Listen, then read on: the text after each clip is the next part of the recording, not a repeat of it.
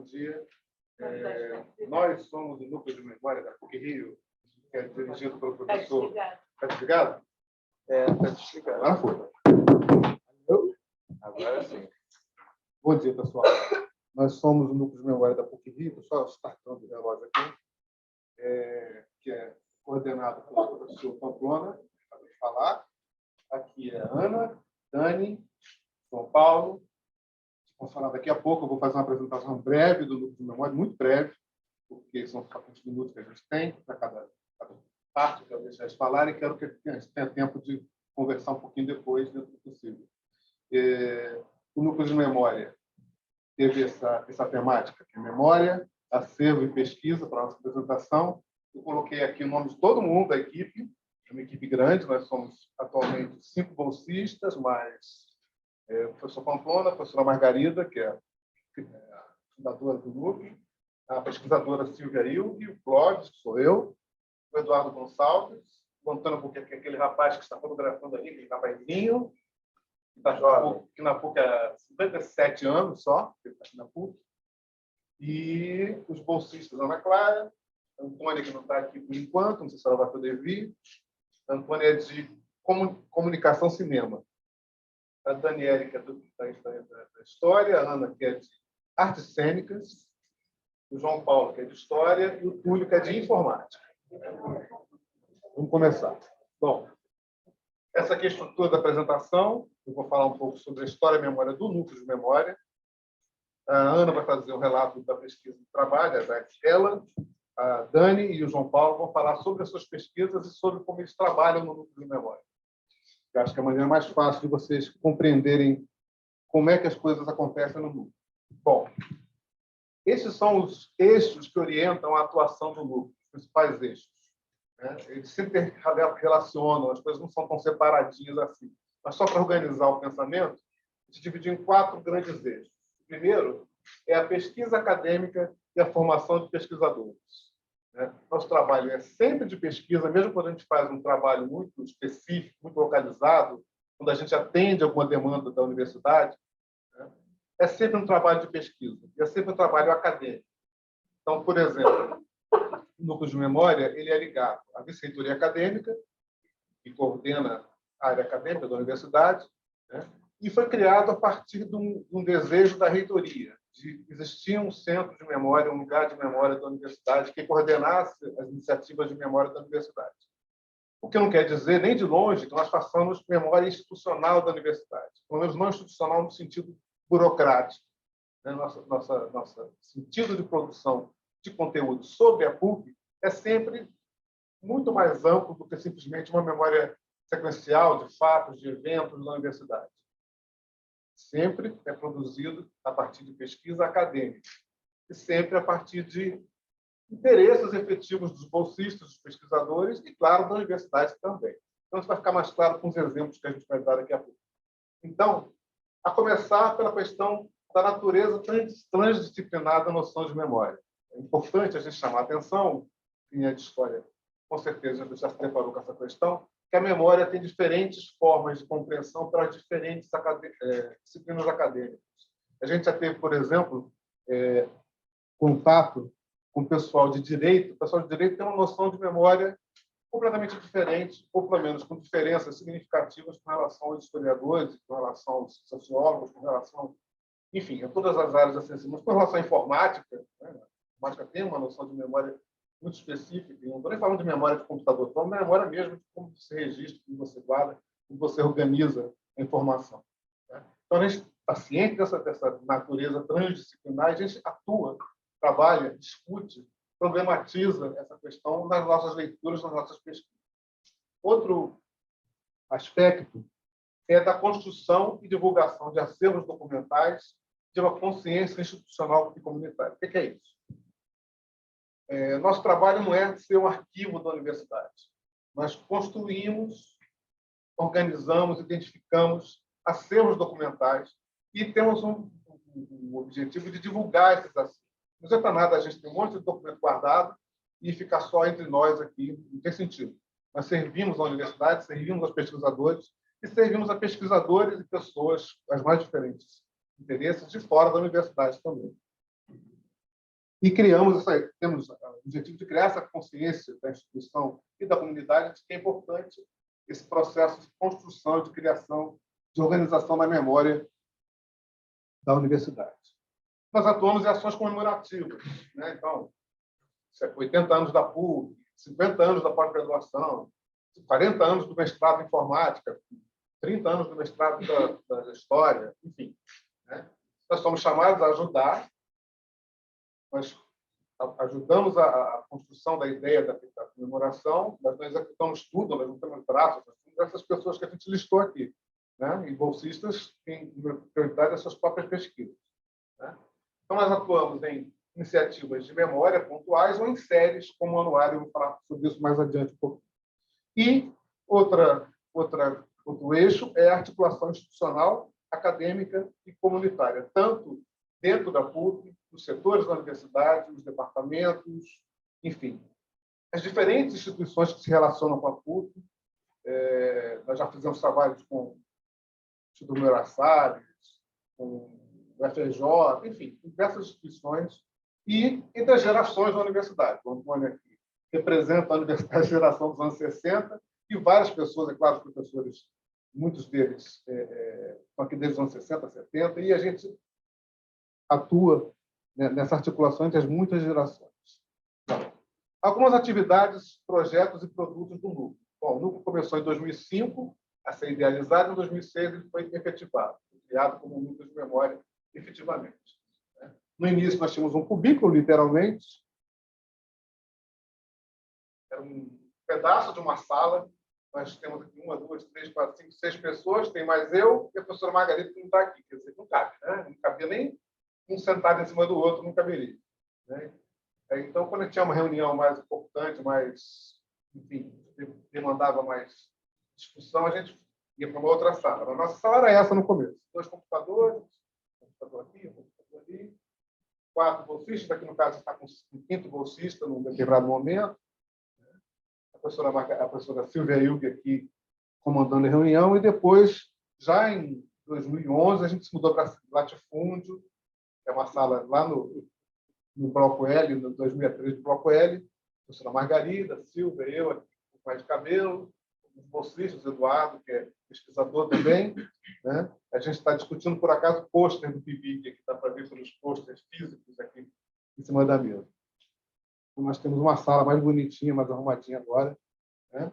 Bom, nós atuamos em, por exemplo, produzindo ou ajudando a produzir exposições. Essa aqui é uma exposição em homenagem ao Antônio Albuquerque, das fotografias que ele produziu ao longo desses anos todos na universidade, o posto pilotístico de fotografias do Antônio Albuquerque.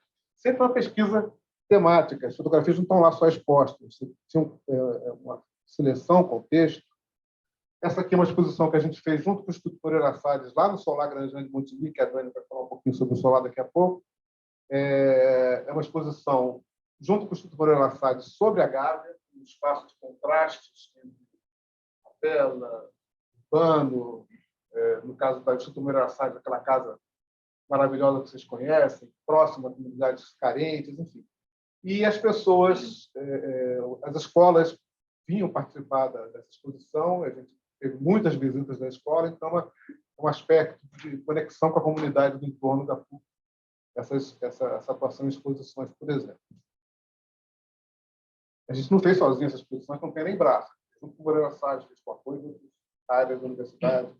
A gente tem diversas publicações. Eu trouxe uma bolsa enorme ali, com publicações, depois eu mostro para vocês. Não é doação para rifa, senão tem mais livro do que aqueles ali. Depois vocês dão uma olhada se vocês quiserem. Então, nós temos diversas publicações. Por exemplo, o anuário é uma daquelas publicações em série. Então, todo ano tem um anuário da PUC. É um trabalho danado e que compila o que aconteceu na universidade, como a universidade estava naquele ano. Isso aqui é a capa do anuário de 2020. A gente está terminando de fazer o anuário de 2021. Você demora quase um ano inteiro para fazer um anuário, muita coisa, né? Simbolicamente, os pilotis vazios. 2020, né? Não tinha sentido colocar uma foto com um monte de gente aqui em 2020. Nem 2021, infelizmente. Ele tem a versão impressa e a versão no site, que vocês acessam à vontade. Tem um link na página da PUC, tem um link dos anuários, todos os anuários desde 2011. A gente tem livros, por exemplo, esse livro sobre a Igreja do Sagrado Coração de Jesus, eu peguei como exemplo, mas tem poucos livros, três livros na prática. Esse livro é interessante, porque é uma demanda da reitoria, mas a reitoria chegou e disse para ele: faça um livro sobre a Igreja do Sagrado Coração de Jesus. Bom, tá bom. Então vamos discutir o que é escrever um livro sobre a Igreja do Sagrado Coração de Jesus. Só para resumir, pesquisa, 1 ano e meio de pesquisa, 1 ano e meio de trabalho, de elaboração de texto. Todos os bolsistas participaram assinando textos do livro, não um livro só de fotos, de imagem, de arquitetura. Né? A gente tem que entender sobre a arte sacra, entender sobre a arquitetura religiosa e, principalmente, nesse processo de entender a construção da igreja, a gente entendeu sobre o campus da PUC, como é que ele foi construído. E com esse processo, a gente entendeu muito sobre o Solar Granjan, que a Dani vai falar daqui a pouco. O Solar Granjan define o espaço do campus. Depois vocês vão entender melhor quando ela falar um pouco sobre o Solar. É um livro muito bonito, esse livro da igreja. A gente desenvolve sites também, por exemplo, em 2009, a gente desenvolveu o site 100 anos de Dom Helder Câmara, que foi um dos fundadores da PUC, muito importante na cidade do Rio de Janeiro. A gente ajudou a desenvolver o conteúdo e o visual do site, a estrutura do site. E agora nós estamos com o site com Memórias da Pandemia na PUC Rio, que é um projeto, de novo, um projeto sempre de discussão, de pesquisa com os bolsistas. A gente desenvolveu ao longo, começou em 2021, na metade de 2021, a discutir como seria esse projeto. A gente pesquisou outras iniciativas de memória sobre a pandemia, que existem muitas por aí fora. A gente definiu como é que a gente gostaria que fosse nosso site, a estrutura do nosso site. Ele está no ar já há alguns meses, então vale a pena vocês visitarem, que tem muita coisa interessante lá. Bom, além disso, nós produzimos em torno de 50 entrevistas com pessoas, funcionários, alunos, pessoas ligadas ao PUC-Rio de qualquer forma. Algumas das temáticas que são discutidas, principalmente pelos bolsistas no PIBIC ou por nós todos, em produções. Então, ações afirmativas na universidade, movimento estudantil é uma temática fortíssima na PUC-Rio, diversas épocas. A Cruzada São Sebastião, que tem relação com a PUC-Rio. Enfim, Parque Proletário da Gávea, Solar Granjão, várias temáticas que a gente trabalha, e principalmente os bolsistas, os 42 bolsistas que, ao longo desses anos, desenvolveram pesquisas, produziram em cima desses temas e alguns outros temas. Né? Então, a gente teve bolsistas de relações internacionais, serviço social, de comunicação, de artes cênicas, de geografia, de informática. Bom, esse acervo que a gente vai formando ao longo do tempo, que está a ideia nossa é disponibilizá-lo o máximo possível para quem quiser pesquisar nesse material que nós utilizamos nas nossas pesquisas, que é um princípio importante dessa discussão toda que a gente tem agora sobre humanidades digitais, né? Não é só utilizar as ferramentas, é utilizar as ferramentas para disponibilizar os conteúdos das nossas pesquisas, muito além. Passo para uma discussão, inclusive ética, do que é você compartilhar o conhecimento que você produz da maneira mais ampla e acessível possível. Não adianta nada ficar lá guardado dentro do seu computador. Está disponível, vem aqui pegar. A gente criar mecanismos de divulgar. Então, desde o começo, o Núcleo de Memória publicou as suas pesquisas, os seus conteúdos de pesquisa, seu processo de produção pela internet. O nosso acervo tem 4 grandes princípios. Né? Ele é descentralizado, quer dizer que nós não somos o arquivo, nós não temos tudo fisicamente que a gente encontrou nos diversos setores da universidade, e outros acervos guardados conosco fisicamente. Nós digitalizamos, nós identificamos, nós localizamos esses acervos mais diversos e divulgamos a existência desses acervos. Então, se um bolsista, se um pesquisador fora da universidade, eu quero saber sobre tal tema, que eu encontrei no site de vocês uma referência. Então, se a gente não tem digitalizado o material, ou se a gente não tem material físico, geralmente não tem material físico, não tem nem espaço, a gente indica para ele: olha, se você for na Fiocruz, tem tais e tais e tais pastas que tratam desse assunto que a gente já pesquisou lá. Então, você encontrou no nosso site uma referência ao Parque Proletário da Gávea, que a gente pesquisou na Fiocruz, aí nós temos lá a identificação de como encontrar. Isso é muito comum acontecer. Nosso acervo é muito dinâmico, ele permite diferentes usos, diferentes ressignificações. Né? O mesmo documento sobre o Solar Granjan Montenegro que a Dani trabalhou vai servir para um aluno de geografia, que a gente já teve, que estudou o solar com outro aspecto, para um aluno de arquitetura, que vai estudar com outro aspecto. Quer dizer, as significações dadas aos documentos são as mais variadas possíveis, né? Nosso acervo é plural, não tem só papel, não tem só foto, não tem só, enfim, texto, tem todo tipo de material. A professora Margarida me pediu para colocar essa foto aqui divertida, que é esse objeto estranho, meio metálico, meio futurista dos anos 60, que é uma máquina de autoaprendizagem, um dos poucos objetos que a gente tem lá no nosso acervo, que foi doado pelo Departamento de Educação. É um mecanismo de autoaprendizagem. Tá vendo? Então, era a modernidade do final dos anos 60. Era uma coisa que você rodava, tinha pergunta, estava a resposta. Pergunta e resposta. É divertido. E é uma marca de memória, né? Memória daquele momento do que era. É como vão ser vistos daqui a 40 anos diversos instrumentos informatizados que nós usamos. E o nosso acervo é digital, principalmente acessível pela internet e catalogado em metadados. Eu estou encerrando, para atrapalhar as pessoas. Então, as linhas gerais da política acadêmica do Núcleo de Memória são essas: identificar, cadastrar e tornar disponível através do seu site acervos significativos para a história e a memória da política. Quer seja acervos internos, externos, arquivos públicos, privados, sejam formados por documentação textual, bibliográfica, iconográfica, etnográfica. A gente vai encontrar isso tudo no acervo do Núcleo de Memória. Não vou entrar em detalhes aqui, muito rapidamente. Alguns acervos que a gente encontrou, eu só vou chamar a atenção do acervo do Paulo Novaes, que nos anos 80, para falar a verdade, em 86, o professor Paulo Novaes, que era um professor da administração e da engenharia, quis montar um centro de memória da PUC-Rio. Eu fiz essa proposta, porque ele, ao longo da vida dele aqui na PUC, foi acumulando, juntando, organizando documentos sobre a universidade. Na visão dele, ele não era um historiador, ele era um administrador. E criou um grande acervo, que acabou que o centro de memória não existiu e ficou guardado muito tempo, esse material. Sou eu aí com um pouco mais de cabelo, num cubículo onde estava guardado esses armários com pastas, com esses documentos que o Paulo Novaes acumulou. Essa é a Silvia Ilbe, também bem mais jovem e grávida, a filha dela está com 16 anos agora, a mais nova, né? Tem os mais velhos com 30 e tantos anos. Enfim, também olhando esse material do professor Paulo Novaes, que tem essa história interessante de ter sido uma primeira iniciativa de memória da universidade. Não vou entrar em detalhes aqui, o acervo da DAR, vocês conhecem a DAR, Diretoria de Admissão e Registro, tinha muita coisa desde os anos 40 lá, guardada, eles queriam jogar fora. A gente fez uma avaliação, limpou, pediu essa sala emprestada para fazer esse processo de limpeza, digitalizou quase tudo e guardou alguma coisa e jogou fora muita coisa que não tinha jeito. Era muito material burocrático, não tinha como guardar tudo. Era excesso de preciosismo, mas fotografamos e digitalizamos praticamente tudo que foi descartado. Aí temos arquivos da reitoria, do comunicar, os departamentos, os setores, acervos particulares de professores, funcionários, alunos, e os acervos institucionais que todo mundo conhece. Arquivo Nacional, Biblioteca Nacional, CPDOC, a PESP, o Estado de São Paulo, a Fiocruz.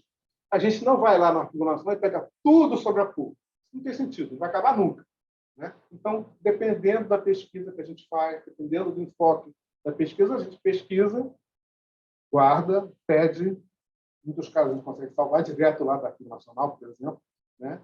Mas é sempre de acordo com a pesquisa que cada um está desenvolvendo, né? Não tem sentido, eu vou lá pegar tudo. É sempre uma leitura, é sempre uma seleção. E pronto.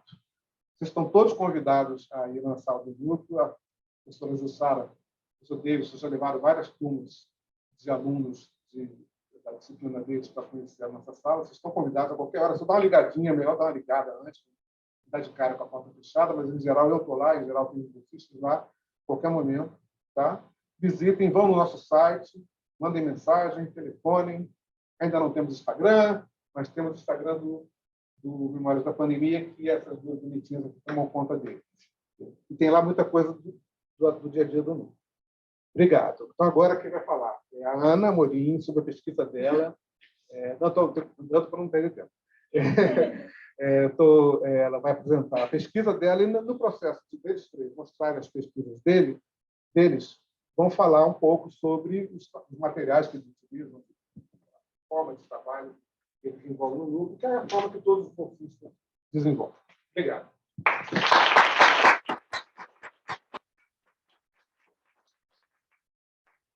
Oi, pessoal. Pode falar.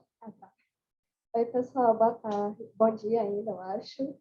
O meu nome é Ana Morinha, eu sou bolsista do Núcleo já há 3 anos. Eu entrei na PUC em 2019, no curso de Artes Cênicas, e em fevereiro de 2020 eu já era bolsista do Núcleo.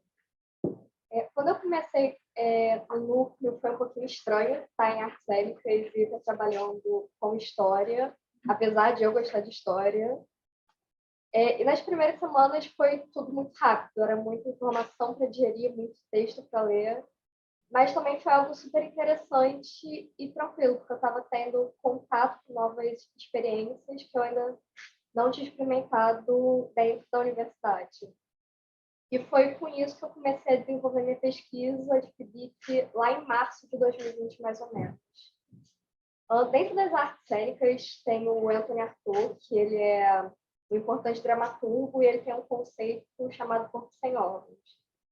E esse conceito surgiu como chave, o pontapé inicial para eu desenvolver minha pesquisa.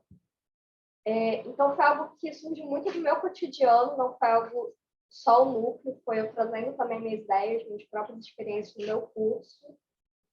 E, a partir desse conceito, eu acabei encontrando como objeto falar sobre a trajetória de 3 mulheres que fizeram parte da memória da universidade. E são essas moças aqui. A primeira delas foi a Fanny Tabac, que foi fundadora do primeiro núcleo de estudo sobre a mulher na América Latina, também conhecido como NEM. Depois, a professora Cleonice Berardinelli, que é uma grande referência em ensino e pesquisa dentro da PUC, dentro e fora da PUC, na área de literatura portuguesa. Desculpa. E, por último, Joana Brandão, que trabalhou como funcionário do Departamento de Engenharia Civil na área de serviços gerais. E foi muito interessante começar a trabalhar com os conceitos de memória que eu já tinha lido nos textos, debatido nas reuniões, para começar a trabalhar sobre essas trajetórias a partir da perspectiva de como determinadas narrativas ficam muito na universidade, enquanto algumas acabam caindo mais no esquecimento, esse contraste entre trajetórias. E trabalhar com esse processo do lembrar e do esquecer na minha pesquisa foi muito estimulante, mas também um pouquinho desesperador, porque nem sempre eu tinha em mãos documentos, informações que pudessem responder todas as minhas questões naquele momento. Ainda mais com a pandemia, que impossibilitou a gente acessar muita coisa dos nossos próprios materiais. No caso da Fanny, por exemplo, eu encontrei muito pouca coisa sobre ela de início. Tinha poucas fontes disponíveis, eu encontrei o livro dela, mas não falava sobre tudo, eu não encontrei muita coisa sobre o NEM de início, e isso restringiu consideravelmente o meu processo de pesquisa naquele momento. E, para resolver essa questão, eu recorri a fazer entrevistas e para buscar aquilo que ainda se mostrava como uma lacuna no meu projeto. E foi a partir disso que uma coisa incrível aconteceu, entrevistando a ex-professora Sueli Bulhões, que foi descobrir que ela ainda mantinha parte do acervo do NEM dos seus próprios documentos pessoais. E ano passado ela cedeu todo esse material para o núcleo, a gente está trabalhando. E eu acho que isso foi um tesouro muito grande, não só para o núcleo, mas também para mim, para minha pesquisa, porque trouxe não só informações para eu poder, no meu próprio processo pessoal de pesquisa, mas também trouxe para o radar do núcleo algo que ainda não tinha passado por esse processo da memória. Aí a gente acabou também descobrindo documentos sobre o NEM na própria reitoria, nas pastas. Esses são as pastas da reitoria que a gente começou a achar alguns materiais. Esse é o boletim do NEM, que era publicado pelo núcleo, que é algo muito interessante de se ver. E eu acho que esse foi um aspecto muito interessante da minha experiência do núcleo. Eu gosto muito de pensar como, nesse processo pessoal que eu tive, como um quebra-cabeça. A gente não estava com todas as peças em mãos, mas a gente foi achando uma a uma, e no final foi se formando uma imagem que se traduziu na minha pesquisa e na reconstrução do acervo do NEM que a gente está trabalhando. E além desse meu processo pessoal de pesquisa, o núcleo, eu também participo de outros projetos do núcleo, como, por exemplo, memória circular, que eu estou desenvolvendo com a pesquisadora Silvia Ilve, visando aumentar o alcance e divulgação dos trabalhos de bolsistas, e também na idealização do Instagram, que eu comecei no ano passado, depois eu me juntei com a Dani, a gente começou a produzir conteúdo, basicamente virou nosso xodó atualmente, por isso vão lá seguir, @ Memória Pandemia Rio, manda um oizinho pra gente, marca a gente qualquer coisa, manda os depoimentos no site que a gente vai compartilhar no Instagram. Bom, para resumir, essa foi a minha experiência no núcleo, foi algo que está sendo algo que é muito rico, me faz ter experiências novas a cada dia, é algo que me deu novas dimensões profissionais, já que quando eu comecei na PUC, eu tinha certeza que eu queria seguir a atuação. Hoje em dia, a história me chama muito também, pesquisar me chama muito. E novas habilidades que vão além só do aspecto acadêmico, puramente de estar em sala de aula, de estar em seminário, de estar em grupo. Para mim, foi um espaço muito acolhedor, que me fez ganhar confiança, desenvolver confiança para colocar minhas próprias ideias em questão e que me iniciou na pesquisa e no ensino de várias formas possíveis. E foi isso, obrigada.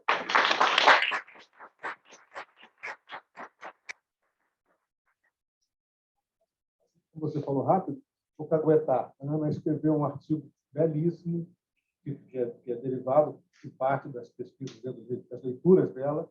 Ela foi convidada pela Fundação Peter Drucker a ir para Viena. Ela vai daqui a 2 semanas para Viena participar de um encontro de gente do mundo inteiro que vai apresentar seus trabalhos lá. Vai ter até baile, está levando um vestido, sabe lá Deus como, numa malinha de nada. Ela vai levar a mala só para a maluca, né? Some. Então, ela vai passar uma semana lá em Viena. Ela está bem vestida, assim, já está se acostumando. É isso.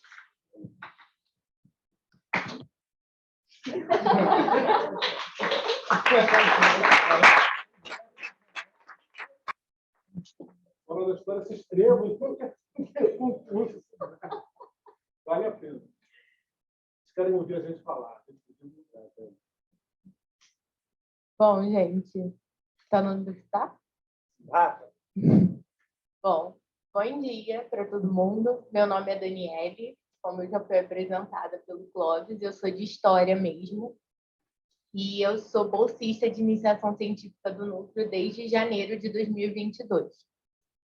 Quando eu fui admitida na equipe, já era muito claro para mim qual seria meu objeto de pesquisa, que seria o Solar Grandjean de Montigny. Ou então a Casa Velha, a Casa no Bosque, como é conhecida por vocês. E quando eu comecei no núcleo, nós ainda estávamos em modelo remoto, então no início eu tive essa dificuldade de me aventurar pela internet e conseguir o máximo de referências, de fontes possível para conseguir fazer minha pesquisa. E foi bem difícil, porque as referências sobre o solar são extremamente escassas. E aí, quando nós voltamos para o presencial, em março desse ano, a minha pesquisa ganhou completamente outro rumo, outra forma, e eu tive acesso a tudo que o núcleo já tem digitalizado, tanto do acervo da reitoria, quanto de uma pesquisa que a Silvia fez no IFAM, e eu tive acesso a tudo isso, então minha pesquisa ganhou completamente outro rumo. Como disse uma das minhas orientadoras e pesquisadoras do núcleo, a professora Margarida, guida para o Departamento de História, a minha pesquisa é a prova de que o núcleo não se limita apenas aos espaços, tanto temporais quanto espaciais mesmo, da universidade, porque eu cheguei no núcleo com o interesse de trabalhar o solar na sua fundação, ou seja, no século XIX. E no século XIX não tinha PUC, não tinha universidade. Isso aqui era uma chácara. Então, a gente se aventurou para tentar conectar esse ontem e hoje do solar, o século XIX, com o século XXI. E, para isso, eu fiz um trabalho bem intenso assim, na hemeroteca digital, atrás de jornais que fizessem alguma menção ao solar no século XIX, jornais e periódicos. E também usei bastante os documentos que eu já mencionei da Silvia no IFAM.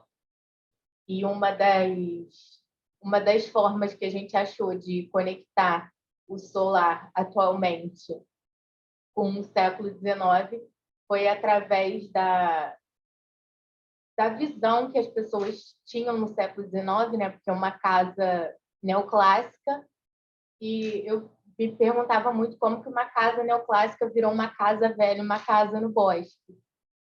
E usei também essa pintura que está aí, essa gravura, na verdade, do Debré, do solar no século XIX. A foto que está por baixo do solar foi tirada por mim mesma, porque eu acho que eu acabei criando um carinho tão grande pelo solar que eu tirava as fotos, eu chegava na faculdade, eu ia ver como estava o solar, e eu realmente desenvolvi um apego. Eu realmente desenvolvi um apego pelo meu objeto de pesquisa. E, bom, atualmente o meu trabalho está direcionado a continuar desenvolvendo essa pesquisa do solar, só que agora não mais com os documentos digitalizados, mas com os documentos que nós temos no acervo da reitoria. Aí é uma pasta que eu já mexi e, basicamente, eu estou desenvolvendo um trabalho de higienização, primeiramente, porque quando a pasta chega, esses documentos eles estão com cliques, né? Várias folhas grampeadas. E esses grampos, como está aí, eles acabam enferrujando e danificando o documento. Então, tem que fazer um processo quase de uma cirurgia extremamente delicada para fazer a retirada desse grampo, para não danificar ainda mais o documento. Claro que quando é possível, se a gente acha que vai danificar muito, a gente acaba mantendo o grampo mesmo. E eu retiro, faço o que a gente chama de higienização, coloco um papel para juntar as folhas, que nem estava na outra foto, esse papel com outro clipe para deixar os documentos juntos. Clipe coberto de plástico, né? Clipe de metal, ferrugem. Coberto de plástico, clipes para isso mesmo. E eu faço primeiro esse trabalho de higienização, depois eu faço o cadastro desses documentos no banco de dados do núcleo, que é um cadastro bem sucinto. Em uma, duas frases eu falo o que aquele documento quer dizer, o que ele é, coloco o número de páginas, a data, caso tenha, e o código, porque já tem um código pré-existente, nem está ali, IA0303, e eu coloco esse código pré-existente e também, frequentemente, reorganizo as pastas, porque, normalmente, quando elas chegam, os documentos não estão organizados segundo o código certinho. Atualmente, além disso, como a Ana já falou, mas vou enfatizar aqui, eu estou trabalhando nessa questão dos documentos para dar um novo contorno para a minha pesquisa em 2023, e também estou administrando o Instagram Memórias da Pandemia com a Ana, que inicialmente era só para divulgar as contribuições que a gente recebia no site, mas acabou virando um Instagram de rotina, assim, a gente grava trend do TikTok, tem o professor Pamplona e a professora Margarida desfilando ao som de Acorda Pedrinho, então convido todos vocês a seguirem o Instagram, como a Ana já falou. E eu acho que é isso. Obrigada.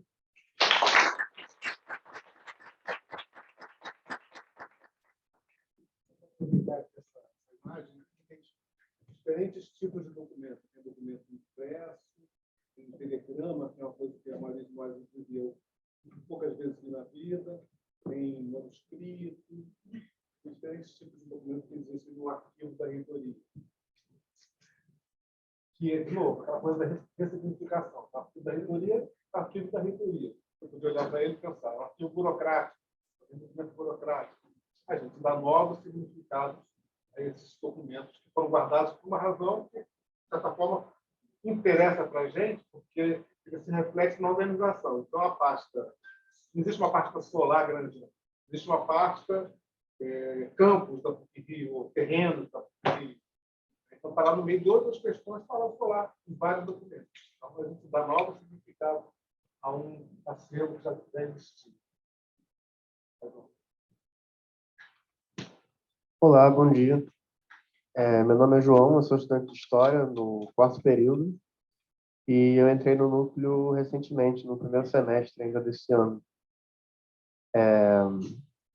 Devo admitir que quando eu comecei meu trabalho no núcleo, eu estava bastante confuso. Eu estava só atrás de uma bolsa para me auxiliar, então eu estava me candidatando a todas que apareciam e surgiu a oportunidade do núcleo de memória, que eu não sabia direito o que ele fazia, né? Até hoje eu não sei também direito, mas essa fala do Cláudio foi boa, que eu aprendi também algumas coisas. Eu inicialmente só estava pensando em convergir alguns interesses meus, como política e cinema, com a própria PUC, né? Então, eu decidi pesquisar sobre o movimento estudantil na universidade no final dos anos 50 e no início dos anos 60, porque foi de onde emergiu muita coisa do cinema novo, né? Que era o movimento cinematográfico aqui no Brasil dessa época, e que tinha alguns estudantes que eram aqui da PUC e que foram fundamentais para esse movimento, como o Cacá Diegues. Aí, lendo um pouco sobre o Cacá e revisitando alguns materiais que eu já tinha lido sobre o tema, eu acabei me aproximando do CPC, que era um Centro Popular de Cultura, né? E era uma entidade ligada à UNE na época. E a UNE, assim, a partir de 61, a UNE era presidida por um aluno da PUC, que é o Aldo Arantes, e o Cacá Diegues, que também é aluno da PUC, chegou a presidir o CPC por um momento breve, um momento de transição, que era antes, o presidente era o Carlos Estevam, um sociólogo, que depois ficou famoso, e o Ferreira Goulart, que acho que não preciso apresentar. Mais tarde eu vou voltar sobre essa questão do Cacá, mas eu vou explicar um pouquinho antes o que é o CPC. Ele era um movimento composto por jovens artistas, alguns saídos do Teatro de Arena, de São Paulo, como o Vianinha, e que buscavam fazer peças com temas ligados ao nacional popular. Partindo de críticas ao modelo tido como colonizado, que era visto como teatro hegemônico brasileiro, o CPC ocupava algumas praças com peças rápidas sobre temas ligados à realidade nacional. E aí eles falavam denúncias sobre questões de preço dos alimentos, falavam sobre imperialismo, falavam sobre mais-valia, luta de classe, sempre como se fossem esquetes, né, rápidos, mais peças de agitação e propaganda mesmo. Mas não era só isso. O CPC também organizou muitos shows de música e discos que procuravam, de certa forma, fazer um contraponto ao que eles enxergavam como a bossa nova da época, que era excessivamente estrangeirizada e com temas chamados de alienantes. O CPC conseguiu organizar um show no Teatro Municipal com vários sambistas da chamada velha guarda e que naquele momento não estavam em evidência, como o Cartola, o Zequete, o Nelson Cavaquinho, que foi tipo o primeiro momento em que o Teatro Municipal abriu as portas para receber artistas da cultura popular que naquele tempo não eram esses quase deuses como a gente tem eles hoje, né? Eles não tinham esse reconhecimento do status quo. E no cinema, né, voltando para o cinema, o CPC produziu um filme chamado 5 Vezes Favela, que era um ajuntamento de curtas-metragens, e no qual o Cacá foi responsável por um desses curtas. E esse filme é considerado uma das gênesis do cinema novo. E aí, voltando ao que eu estava falando antes, que é um movimento que viria a entrar em conflito com o CPC por questões de discussões da época muito centradas na questão de autoralidade e questões estéticas. Porque no CPC havia uma preocupação muito maior com os efeitos políticos das obras enquanto agitação e propaganda mesmo. E no cinema estava muito em voga as questões de autoralidade, as noções de autor, porque, enfim, a gente estava no auge da carreira do Cinema, né, que é uma revista sobre crítica de cinema francesa, e também ali o auge da Nouvelle Vague, que estava assim, Godard, Truffaut, disputavam essas noções de artistas, né, de serem reconhecidos enquanto artistas, enquanto cineastas, tal qual é um artista como Van Gogh, ou tal qual um artista da música, que já eram artes consolidadas. Naquele momento, o cinema ainda não era uma arte consolidada assim. E a partir desse meu interesse inicial, os pesquisadores do núcleo me recomendaram uma bibliografia sobre a época, e dentre esses livros estava o romance Quarup, do Antônio Calado. Eu li, e assim, eu poderia falar muita coisa sobre o livro, mas eu vou me ater ao momento que ele representa o cenário político de Pernambuco, mais ou menos dessa mesma época, pré o golpe de 64, que era governado pelo Arraes, o Partido Socialista Brasileiro, e que naquele momento era um dos principais, ou talvez o principal governo de esquerda da época, e que era responsável por dar sustentação material a um programa de alfabetização. Lembrando que naquela época os analfabetos não podiam votar, então tinha todo um programa de alfabetização para inserir essas pessoas no processo democrático brasileiro, né? Então, democrático assim. Mas, enfim, nesse programa de alfabetização, foi onde se notabilizou o Paulo Freire e o método do Paulo Freire, né?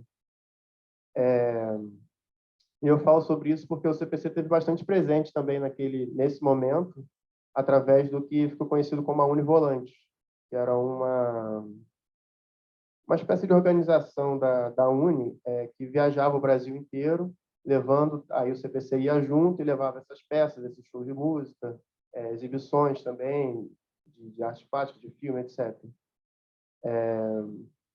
Aí, de certa forma, também dá para ver como eu parti de um interesse inicial que era bem centrado no cinema, mas eu acabei indo mais para o CPC, foi roubando minha atenção da minha pesquisa, foi se tornando mais um protagonista da minha pesquisa, justamente por conseguir conciliar esses dois interesses meus, que são a arte e a questão de ser tocado por jovens militantes, à época muitos deles ligados ao PCB e interessados em mudar a realidade do Brasil.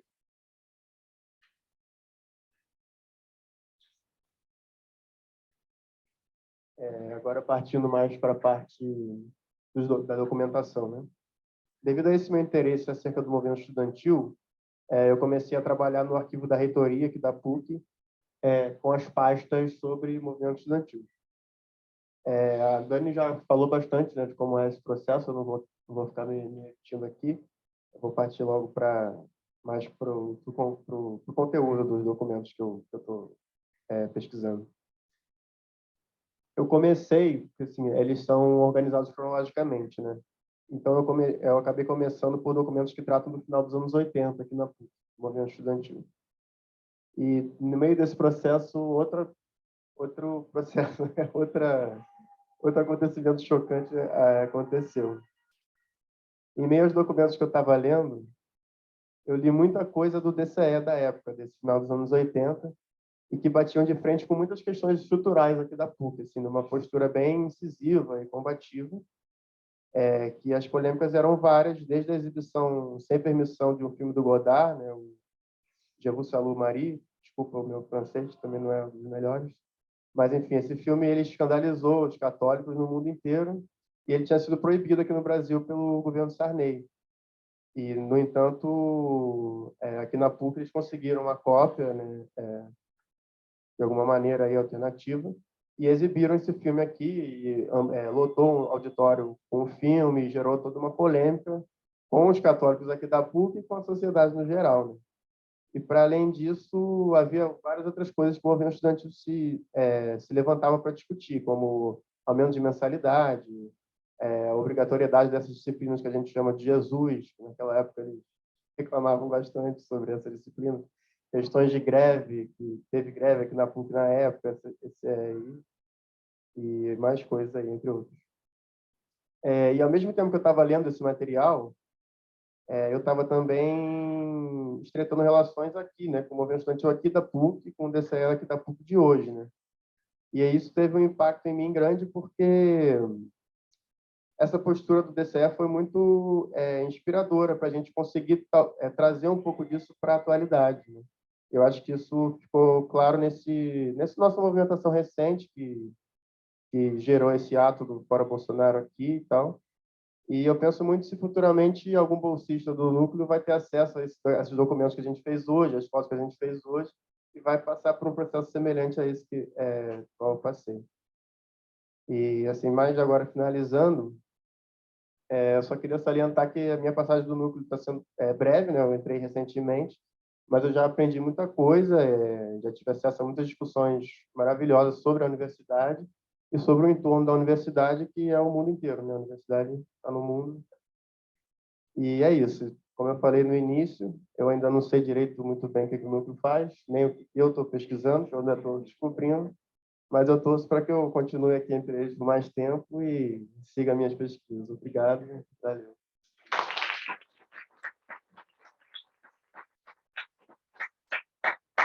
Para pensar em outras perguntas, rapidinho, começando pelo João, né? É muito interessante que o João está 6, 7 meses, né? Então, ele está no processo de desenvolver o primeiro PIBIC dele. E o primeiro PIBIC é sempre de mais perguntas do que de respostas. Ele não vai encontrar uma resposta pronta em nenhum documento. Ele vai montar um panorama, com as entrevistas que ele precisa fazer, por exemplo, com o Kaká, que está vivo ainda. Essa dificuldade, né? Começar a falar dos anos 50, não tem quase mais ninguém disponível. Mais difícil. Através das entrevistas, dos documentos que ele vai encontrar. Né? O que é interessante de todas as pesquisas é que é possível falar de qualquer assunto a partir da PUC-Rio. Qual é a vantagem disso? A vantagem é que você tem a documentação, tem as pessoas, é um lugar relevante sobre a maior parte dos assuntos que as pessoas discutem aqui. Se vocês entrarem no site do Núcleo e olhar os PIBICs desenvolvidos por 42 bolsistas, né? As temáticas são as mais variáveis. Você não consegue entender como é que alguém fala de folia de reis, de movimento escoteiro, enfim, de mais variados assuntos a partir da documentação existente e pesquisada no núcleo de memória, existente na PUC, existente nas pessoas da PUC. Então, a Dani está estudando um momento difícil, porque é o começo do século XIX, então tem pouca documentação disponível. A própria ausência, sabe, serve também como indício para por que existe essa ausência. Né? A Ana teve acesso a 3 figuras interessantíssimas da PUC-Rio, a Tânia Tabaque, a dona Joana e a professora Cleonice. A professora Cleonice é um monumento, está viva, graças a Deus, maravilhoso, tem livros sobre ela. Né? A Fanny já é mais difícil, porque tem o que ela escreveu e alguns depoimentos, e a dona Joana tem depoimentos emocionadíssimos sobre ela. Então, toda vez que a Ana apresenta a dona Joana, as pessoas ficam sideradas porque essa senhora, uma funcionária simples da limpeza, teve um impacto importantíssimo na vida das pessoas. E a pesquisa da Ana fala sobre afeto. Ela utiliza o conceito de afeto, isso é importantíssimo para ela. Enfim, qualquer área de interesse a gente consegue criar uma relação com a PUC e você desenvolver uma pesquisa relevante, interessante, importante, que principalmente interesse a eles e leve adiante. Então, nós tivemos vários bolsistas fazendo mestrado, alguns fazendo doutorado e muitos seguindo com a temática que eles desenvolveram no núcleo de memória. Então, agora estamos abertos a perguntas, por favor. E visitem o núcleo de memória, vou deixar aqui de novo o endereço. Alguém da plateia, se ninguém quiser, eu tenho várias. Assim. Pode começar.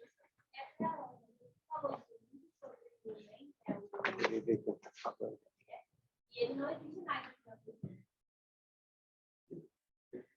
O núcleo da mulher? Ele ainda existe? Não. Ele não existe mais. Não. Você vê, talvez, como uma proposta, um desencadeamento dessa pesquisa, talvez, retomar? O Núcleo de Estudos sobre a Mulher ele foi criado em 1980 pela Fanny Tabaque e também com algumas outras professoras ajudando na época. E ele teve muita influência, muito impacto, tanto na PUC quanto internacionalmente, que a Fanny ela tinha diálogo com várias outras universidades. Só que acabou passando por um processo de desmonte no início da década de 90, mais ou menos. Aí foi quando o acervo foi desmontado, que a Sueli guardou o acervo. Pedacinho, é uma caixa desse tamanho, gente. Vão no núcleo e perguntem sobre. 14 anos de construção do acervo E foi-se. Infelizmente, não existe mais atualmente. E eu acho que seria muito interessante recriar o NEM atualmente, até porque eu descobri sobre o NEM num texto do professor Maurício Parada. Tava lá um negócio bem pequenininho, o primeiro núcleo de estudo sobre a mulher foi na PUC. Aí eu fiquei, como assim? É o primeiro da América Latina. Da América Latina. Muito relevante, não é só o fato de ser o primeiro. Era Sim. muita inserção nos eventos. Nos anos 80, pulularam eventos internacionais relacionados, anos 70, relacionados à questão da mulher. E a FANI, principalmente, participava muito desses eventos. Aparecem. Esse núcleo chegou, na época, a mobilizar muitas mulheres, professoras, Em diversas áreas. de diferentes áreas, né? Tanto do CPC, da engenharia, como aqui, da educação, né?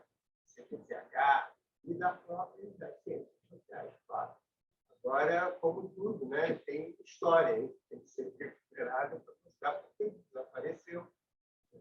E eu acho que as questões das mulheres também mudaram. Não eram desse período aí. Sim. Por exemplo, a questão da mulher negra não aparecia. Quase não apareceu. Praticamente. Mas é isso. Hoje em dia, na PUC, que eu saiba, tem o coletivo Juntas, que acaba tendo esse objetivo, mas eu não cheguei a pensar sobre ele, eu não conheço muito bem. Mas é isso, acho que seria muito bonito trazer de novo essa ideia.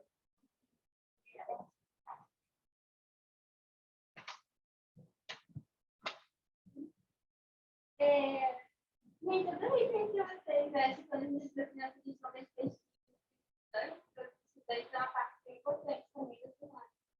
E aí eu queria tocar no ponto que foi o que o João trouxe agora, que eu, assim, quando vem o núcleo de memória, eu sei que às vezes remete muito ao curso passado, né? Por exemplo, esse ano a gente teve presente de forma muito forte dessas construções históricas aqui no Boletim da PUC. O espaço que a gente reivindica desde o que vocês estão encontrando aí há tempos atrás, até atualmente, temos que voltar a reivindicar com mais força também. Eu queria ouvir um pouquinho de vocês, como é que vocês entendem também o papel que vocês estão tendo, tanto na construção das memórias atuais da PUC, porque eu sei que vocês também estão participando, né, e acompanhando esse processo, e mais do que ninguém estão vendo a conexão desses eventos que acontecem com a própria Constituição do Brasil e também esse papel histórico, né, de puxar lá de trás documentos, fotos, vídeos, nesse núcleo de memória. Eu queria ouvir um pouquinho de vocês, né, de como é que vocês se enxergam nesse processo que é tanto lá atrás quanto atualmente nessa construção. Fran, você poderia se apresentar para quem estivesse? Galera, eu sou a França, quem me conhece. Eu faço biologia aqui na PUC, estou no período, e também estou atualmente na coordenação geral do DCE, Secretário Central dos Estudantes, que inclusive vai passar aí pelo período eleitoral, centro acadêmico de História também, todos os cursos aqui da universidade.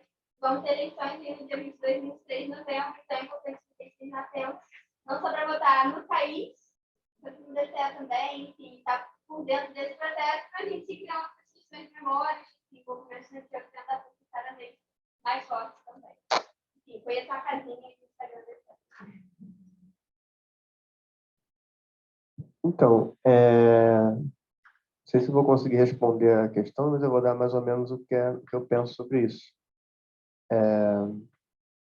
Eu acho que com relação ao movimento estudantil e até movimentos de esquerda no geral, principalmente aqui em América Latina, por a gente ter um histórico de muita luta, mas ao mesmo tempo também um histórico de muitas derrotas, essas nossas derrotas sempre refletem de uma forma de que se apaga o que a gente já fez, entendeu? Parece que a gente está sempre recomeçando do zero. E quando a gente consegue ter acesso a esses documentos antigos, a gente vê que a gente não está começando do zero, a gente é parte de uma construção que vem lá de trás. E por vir lá de trás, a gente tem um legado, e um legado que é prático, né, e também é teórico, e que, de certa forma, nos ensina muita coisa e nos dá também combustível para a gente continuar fazendo o que a gente está fazendo, né? Que a gente não está iniciando nada, a gente está partindo de uma coisa que já existe. E isso eu acho muito legal, assim. Não sei se, pelo menos assim, eu penso isso. Aí quando a gente resgata essas coisas que estão acontecendo aqui na PUC, então, a gente escuta muito, eu estava conversando isso aliás, a gente escuta muito, a PUC não dá para ser assim, tipo, morreu um estudante na PUC, pô, galera, é a PUC. Mas quando você pega assim o histórico, a gente já teve presidente de UNE, a gente já teve presidente de CPC, a gente já teve uma série de movimentações aqui dentro da PUC de engajamento muito grande. Então, eu acho que quando a gente tem conhecimento da história e da memória, a gente consegue se colocar dentro de um processo de saber que é possível, né? Porque já foi feito. Então, é possível não só refazer o que já foi feito, porque não se trata disso, mas é possível continuar e fazer de novas maneiras, só que é possível continuar engajando, né? Eu acho que isso é fundamental.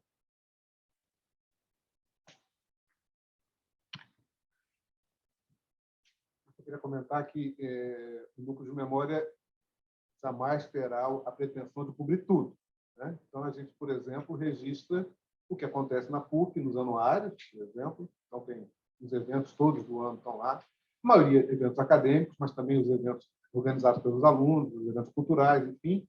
E o Antônio, que não está mais por aqui, fotografa tudo. Então, jamais tenho medo do Antônio. Se ele aparecer numa assembleia fotografando, jamais. Primeiro, ele é muito discreto. Ninguém nem nota a presença dele às vezes, até porque ele é pequenininho. E, segundo, ele não está a cargo da reitoria tirando foto para enquadrar ninguém. Pelo amor de Deus. Eu sou falando que falar. Não é isso mesmo. Então, a gente tem esse registro do dia a dia, mas é claro que tudo depende de uma sedimentação. Os alunos, os bolsistas e a gente, em algumas circunstâncias, através de projetos, como, por exemplo, a Memória da Pandemia, a gente vai produzir, organizar, divulgar os conteúdos para que as pessoas possam fazer pesquisas, para que as pessoas tenham acesso, tenham contato. Memória da Pandemia pode ser um instrumento maravilhoso de pesquisa. A gente tem uma quantidade ainda reduzida de registros que as pessoas publicaram por conta própria, mas os que tem são tão fantásticos. Se vocês lerem as crônicas que as pessoas publicaram sobre a pandemia, nossa, coisas maravilhosas, bem escritas e altamente significativas. Só comentar para vocês terem uma ideia, duas coisas. Primeiro, o anuário, é um ato que quando nós estamos escrevendo, nós não escrevemos. E a gente recebe diferentes departamentos, centros, setores, núcleos, o que eles fizeram. Cada um fala do seu jeito. A gente não vai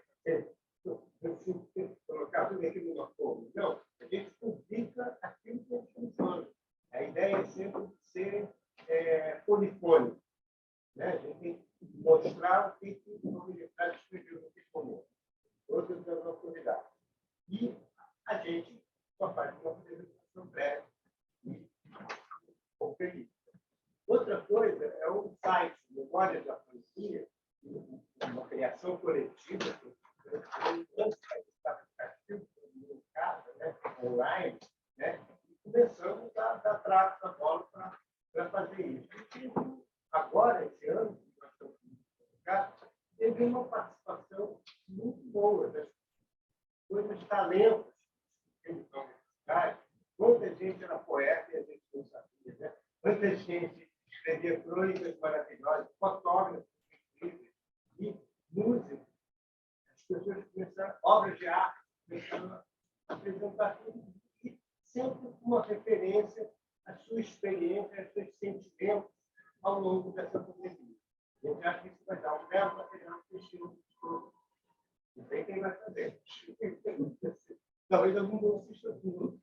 Então, eu acho que é essa a ideia. Reunir esse material e aí, pensando no nosso evento do 11 de agosto, né? Isso daí é algo que está lá. A gente colocou no Memória da Pandemia, que todo mundo pode comentar, fazer, colocar os seus registros daquele dia. Exatamente, lembrar daquele dia, apresentar os seus registros. Alguém pode ter visto de maneira diferente. É isso que a gente quer reunir. Aí, uma breve. E acho que só para terminar, a gente entende que a famosa comunidade da PUC é isso. É exatamente essa mistura grande, né, de pessoas de diferentes lugares que estão representando. E não ter algo que vem de cima só. Aí, para isso, existe também um breve comentário sobre o movimento estudantil, senhor Joãozinho. Quando a gente recriou o anuário, porque o anuário da PUC existiu de 1941, quando a PUC começou a funcionar, até 1990. aí sabe lá Deus por que razão, ele foi interrompido. O anuário é muito importante. Uma das nossas principais fontes de consulta sobre quem era o professor, de qual disciplina, em qual época. Isso, para diversos estudos, é muito relevante. Então, por exemplo, o professor Junito Brandão, que dá nome ao teatro Junito Brandão, é um professor importantíssimo, não era um nome só, foi colocado lá. Né? Então, já tivemos mais de uma vez consulta para saber quais eram as disciplinas que ele ensinava no departamento de letras. Então, onde é que faz isso? No anuário. Né? Beleza. Então, em 2011, 2012, na verdade, 11 para 12, a gente, olha, temos pernas, vamos recriar o anuário. O que significa isso? Coletar as informações de todos os setores da universidade para compilar uma publicação anual.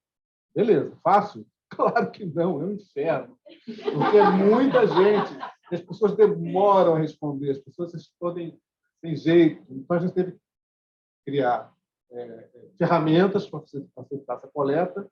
E um dos grupos que a gente não conseguiu nada foram os centros acadêmicos do DCE. A gente queria, sério, se vocês conseguirem, ótimo. Porque a gente queria que cada centro acadêmico fizesse um balanço das atividades. Uma pagininha que fosse. Não conseguimos. Nós íamos lá fisicamente. No primeiro ano, os nossos bolsistas fizeram um tour por todos os centros acadêmicos pedindo. Para começar, alguns não conseguiam encontrar, porque não tinha e-mail, não tinha telefone, não tinha nada. Tinha a casinha, aí não tinha ninguém lá. Tudo bem, normal. Ninguém fica na casinha o tempo todo. Mas podia ter um telefone, ou telefone não, né? Um e-mail, contato, fosse. Se a gente conseguisse, seria maravilhoso. Imagina ter um balanço todo ano do DCE de cada centro acadêmico, registro do que aconteceu. Fantástico. Claro que essa coisa já está enorme, não cabe mais nada. Mas, pelo menos no site, a gente conseguiria publicar esses registros. Ah, mas a gente já tem página no Instagram, tem página no Facebook, mas se perde, fica disperso. Cada um com o seu some, você sabe que some. 1, 2 anos mudou a gestão, muda o nome do Facebook, muda o nome do Instagram, e sobe. Né? Sobe. O último comentário divertido sobre o movimento estudantil, que a maior fonte documental sobre o movimento estudantil é o arquivo da reitoria. Por quê? A reitoria, somente em épocas de conflito, de crise, pegava todos os documentos, jornalzinho, circular, boletim, e botava lá. Onde é que estão os jornais estudantis? No arquivo da reitoria. Onde é que estão os jornais estudantis do Brasil, do mundo? Nos arquivos do DOPS, nos arquivos do Arquivo Público do Estado. Estão lá, não está, não existe. Não está na sede da UNE, até que pegou fogo. Uma boa parte do acervo que eles tinham lá, que eles tinham um acervo. Né? Enfim. Sempre da repressão. Né? Isso é complicado, mas, enfim, é o retrato do seu tempo, é o retrato daquele tempo. E hoje a gente tem a oportunidade de, pelo menos em parte, registrar, guardar, preservar esses relatos, esses materiais, que a gente encontra em relatos pessoais, mas não nas instituições, infelizmente. Mais alguém tem alguma pergunta? Então, vou fazer as minhas. Eu quero muito perguntar sobre a questão do arquivo de vocês, né? Como é essa organização. A Dani falou sobre a desmetalização, né? Ou a higienização do documento. E aí eu queria saber se o código de registro que vocês colocam, que vocês atribuem ou que vem da reitoria, né? Como é que é essa organização? Eu vi muito no site de vocês que vocês têm esse contato, né? Com a PERJ, com a reitoria, com o jornal da PUC, esses contatos que vocês pegam na documentação. Vocês não tem essa... O núcleo não é um centro de memória, que não é um centro de guarda também, né? Isso eu compreendi plenamente com a fala do Clóvis hoje. E aí eu queria compreender com vocês, como vocês fazem a guarda dessa documentação que vocês têm, o acervo, como vocês disponibilizam, sendo que é um acervo de outra... Não é bem um acervo que vocês têm a guarda permanente no físico, né? E aí essa discussão que eu trouxe.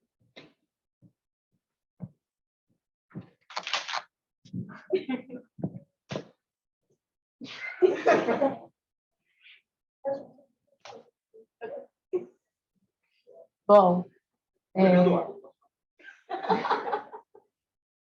quando eu comecei a organizar os os documentos do arquivo da reitoria, esse código pré-existente que está ali em vermelho já vem da reitoria. Só que o que acontece? Antes de eu começar a organizar, o Eduardo, que não está aqui, está assistindo a gente pelo Zoom, ele me explicou como funcionava certinho e ele falou, olha, os documentos têm número. Olha, ali está DOC 23, DOC 1, DOC 2. Aí ele falou, você organiza certinho, 1, 2. Aí quando eu fui, a pasta do Solar, quando eu peguei para organizar, simplesmente tinha vários DOC 1, DOC 2. Aí eu olhei e falei, Clóvis, o que eu faço? O que é isso? Aí eu já tive que criar, quando eu cadastrei no banco de dados, eu já tive que criar uma outra organização. Aí o Clóvis me explicou que é de acordo com o ano.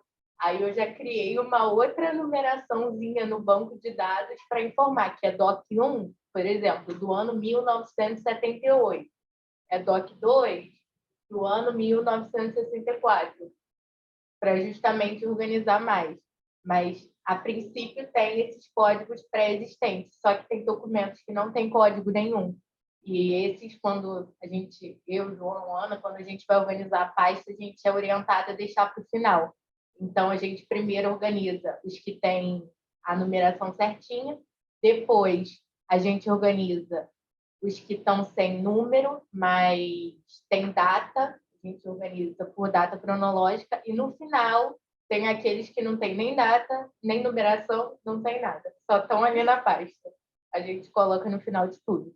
E esses documentos, eles não estão todos digitalizados, inclusive parte do nosso trabalho, quando vai cadastrar no banco de dados, é informar entre parênteses se aquele documento está digitalizado ou não. Justamente porque quando alguém precisar, olha direto no banco de dados, é mais fácil de saber se tem que ir na reitoria buscar aquela pasta ou se é só procurar no acervo do núcleo aquele documento por ordem de código também. Esse exemplo do arquivo da reitoria que a Dani está utilizando, na verdade, a gente está fazendo um pré-processo. Ele não está catalogado no banco de dados que está na internet. Como é uma imensidão de pastas, são 80 anos de pastas da PUC, né? Pastinhas assim que estão organizadas. Essas são pastas recentes, são pastas dos anos 80, não é tão bonitinhos. Mas tem as pastas caindo aos pedaços. Então, a gente primeiro documentos se esfarelam, tem coisa totalmente solta. Enfim, essa coisa preta aqui não é a capa, não. Isso aqui é uma cópia reprográfica. Fazer uma cópia antes da Xerox era uma coisa que era em negativo. Você saía o texto branco e o papel ficava preto. É uma coisa horrível. Mas era o que havia na época, para fazer cópia de documento. Enfim, então, o que a gente está fazendo agora, como o arquivo da reitoria é imenso, são centenas de pastas, e a gente não sabe o que é que tem dentro delas direito, só tem lá o nome. Terreno, solar. O que tem dentro? Não sei, não sabemos. Então, a gente está fazendo um primeiro levantamento para ver o que é que tem dentro de cada pasta. Se a gente fosse digitalizar tudo, ia ser um trabalho inumano e inútil, em muitos casos. Tem documento que é recibo de compra. Às vezes é importante. A gente nunca vai saber qual é a importância do documento, a menos que a gente tenha um objetivo de pesquisa. Os documentos não são dados por si. Você sabe, os tradutores lá já entenderam que não existe um documento inócuo. Eles são sempre cheios de intenção e cheios de segundas possibilidades de leitura. Então, se alguém está estudando o processo de construção do prédio, os recibos de compra de matéria-prima, de matéria de construção, podem ser úteis. Você vai ter preços, sequências de preços, sei lá. Você nunca vai saber quais são os usos possíveis de um documento. Então, a gente identifica os documentos. É o que eles estão fazendo agora. Depois, num outro momento, a gente vai... esse aqui vale a pena digitalizar, esse aqui vale a pena digitalizar. A gente vai digitalizar e aí vai catalogar no nosso banco de dados online. No banco de dados online, que é uma coisa que o Gustavo já foi embora, que a gente mostra para os alunos que vêm lá visitar a gente, nosso banco de dados segue um padrão de metadados internacional. Esses metadados estão disponíveis num banco de dados online e a pessoa pesquisa e vê a imagem do documento digitalizado. Eu boto lá a palavra-chave solar, vai aparecer não sei quantos centenas de registros sobre solar. Eu vou colocar movimento estudantil, porque alguém catalogou aquele documento como sendo relacionado ao movimento estudantil, vou lá, movimento estudantil com palavra-chave, vai aparecer centenas de documentos do movimento estudantil. Você coloca o nome de uma pessoa, vai aparecer dezenas de documentos sobre aquela pessoa, caso exista um documento sobre aquela pessoa. E aí vai. Então, o nosso banco de dados online tem essa estrutura de banco de dados, com metadados, que dá um trabalho imenso de catalogar. Digitalizar é a rapidez. Você vai lá, bota no scanner e digitaliza. Você tem que ler o documento, como eles estão fazendo já, no caso desses arquivos de diretoria, já estão fazendo uma pré-identificação do documento, qual o conteúdo daquele documento, e você cataloga os dados detalhadamente para permitir que as pessoas da PUC, do núcleo e de fora, do mundo inteiro, possam pesquisar nesse banco de dados e encontrar. Vira e mexe, a gente recebe demandas de pessoas das mais diversas áreas. O Centro de Memória do Ministério Público do Rio de Janeiro já entrou em contato com a gente várias vezes. Tem juristas e mais juristas importantes que estudaram e trabalharam e trabalharam na PUC. Pesquisadores enfim, do país inteiro, Santa Catarina, da UERJ, fora do Brasil, da Alemanha, temos contato com gente que encontrou, através da pesquisa, algum documento que interessava a eles. Ou soube que, por exemplo, nós temos no núcleo, aí temos fisicamente, todos os anuários guardados, a gente consegue fazer uma pesquisa dos anuários impressos. Um dia a gente quer digitalizar e colocar digitalizado, como estão esses disponíveis na internet. Mas, de novo, o trabalho... Tudo é caro, né, gente? Tudo é caro. Fazer digitalização é caro ainda. É mais barato que era há 20 anos atrás, quando eu comecei a brincar com isso. Mas ainda é um trabalho... Não adianta nada digitalizar e não catalogar. Quem já teve contato com a hemeroteca digital brasileira sabe que é muito legal, é uma maravilha. Você bota lá a palavra-chave e aparecem 850 documentos. Aí você tem que entrar em um por um e olhar. Tem jeito, né? Seria possível alguém fazer uma catalogação? Não, é impossível. Imagina, o jornal. Você teria que botar todas as palavras-chave possíveis do mundo. É impossível. Então, é sempre um trabalho braçal, um trabalho de pesquisa. Agora, imagina, antes de ter banco de dados, antes de ter internet, como era difícil a pesquisa. Era na mão, tinha que ir lá na Biblioteca Nacional, pegar os jornais e ver um por um. A nossa coordenadora, a professora Margarida, lembra quando ela fez a iniciação científica dela 60 anos atrás, ela ia para a Biblioteca Nacional ler jornais sobre o período republicano, e ela não sabia por que ela estava pesquisando. O chefe dela mandou: pesquise tal coisa nos jornais e faça ficha. Ela não sabia para que ela estava pesquisando aquilo. Ela não sabia mesmo. Ela fala isso em todas as letras. Eu não sei por que ela estava estudando, não sabia por que ela estava estudando aquilo. Eu aprendi, acabei que aprender. Acabou aprendendo sobre aquele período, mas eram outros tempos. Você não fazia a sua pesquisa, você fazia pesquisa para o seu orientador. Hoje em dia, cada um faz a sua pesquisa e a gente ajuda, né, com a nossa experiência, conhecimento, indicando textos, mas as pesquisas dos bolsistas são importantíssimas para a construção do acervo, a construção do processo de trabalho do grupo. Estão todas disponíveis lá no nosso site, bonitinho, na seção de produção acadêmica do grupo. Tem lá o PIBIC, todo esse trabalho. Só para adiantar, eu trouxe algumas das publicações do núcleo que estão ali para vocês olharem, quem quiser olhar. Não posso... Eu pensei em doar para vocês, mas é mais pesado do que já tinha de livro ali. Era brincadeira. Mas vocês podem olhar à vontade, vão estar ali disponível. Não, pode falar. Eu tenho uma pergunta para a Dani, que é se, como talvez uma continuação, ou talvez parte da sua pesquisa, fazer visitas guiadas no solar mesmo. Tipo, talvez levar os alunos para lá junto com o centro acadêmico, tem alguma ideia relacionada a isso? A gente pode Porque é muito pensar fácil, nisso, né? Dani, para cobrar ingresso.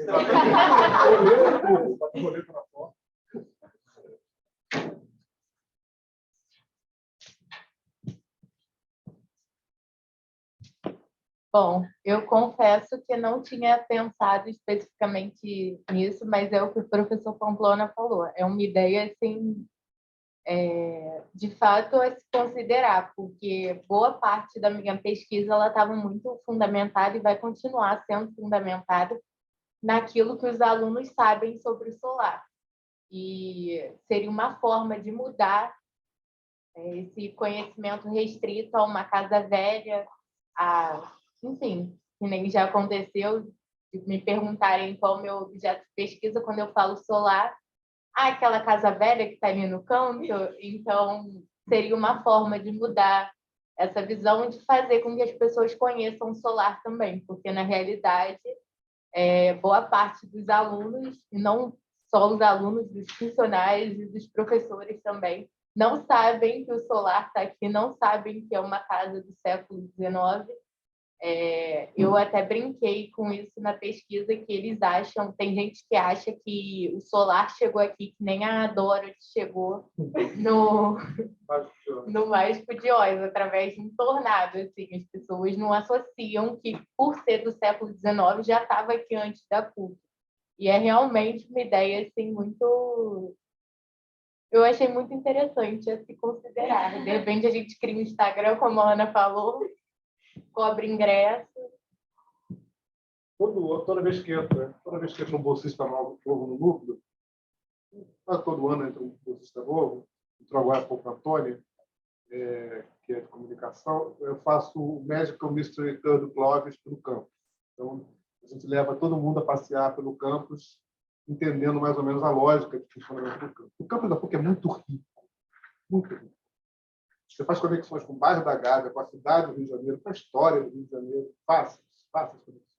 O solar não caiu de paraquedas aqui, isso com certeza, né? Então, a partir do solar, você entende a configuração do bairro da Gávea, você entende as relações do bairro com o Rio de Janeiro, você entende as relações de poder, geográficas, arquiteturais, enfim, você consegue fazer ciclos e mais ciclos, né?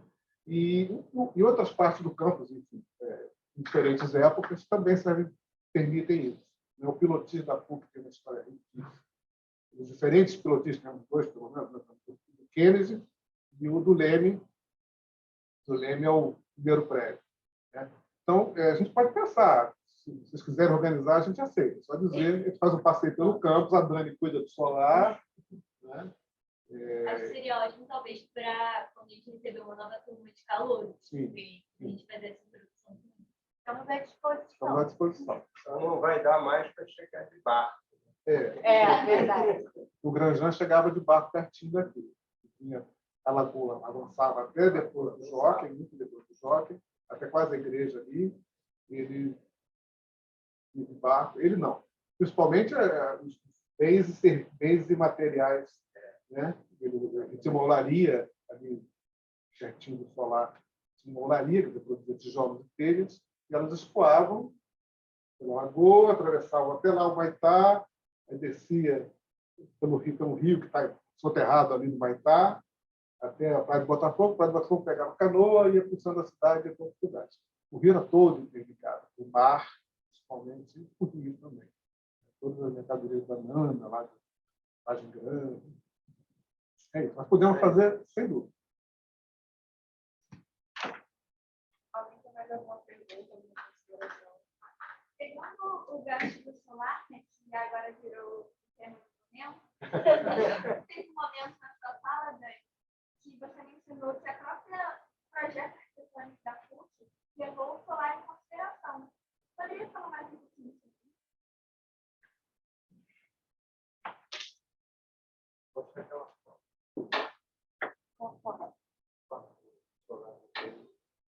Do alto,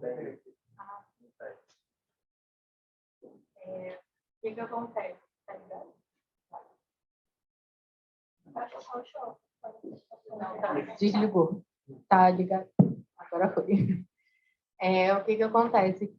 Independente de ser o solar ou não, quando qualquer monumento é tombado, não se tomba só o edifício em si, né? Se tomba também o entorno. Então, com isso, o solar ele basicamente dita qual a configuração que a PUC pode ter. Nos documentos da reitoria que eu estou mexendo agora, tem uma série de correspondências entre IPHAN e o reitor na época, porque ele queria fazer um prédio de 11 andares e o IPHAN falava, na época IPHAN, não era nem IPHAN, falava, não, Não tem como, porque vai tampar, vai destruir a configuração do solar, vai esconder a casa, né? Um prédio de 11 andares, mas não é só isso, é que vai deixar o monumento distante do restante do campus, né? E uma coisa interessante que eu achei quando eu comecei a pesquisar também é que, além de ditar essas configurações da universidade, né, por aqui ter esse bem tombado, tudo ter que ser pensado e informado ao IFAM previamente, os jardins que ficam em volta do solar, eles são tombados junto com o solar também. Então, em teoria, nem os jardins poderiam ser mexidos.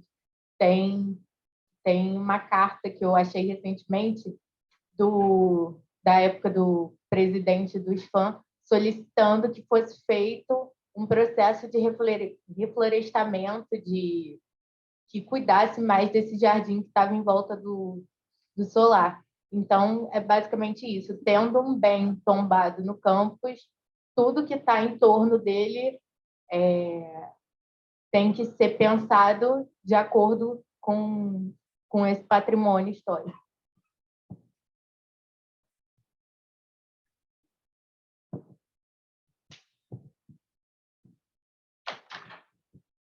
Mais alguma pergunta, gente?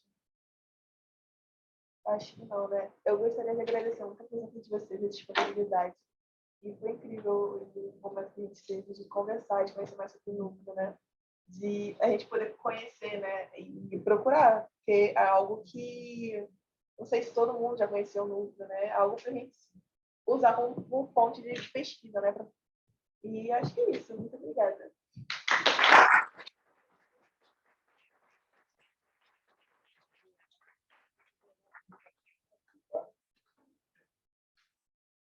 Da igreja. Vamos juntar pelo almoço, gente? 70 anos da rua. Vários. Todo mundo, professor.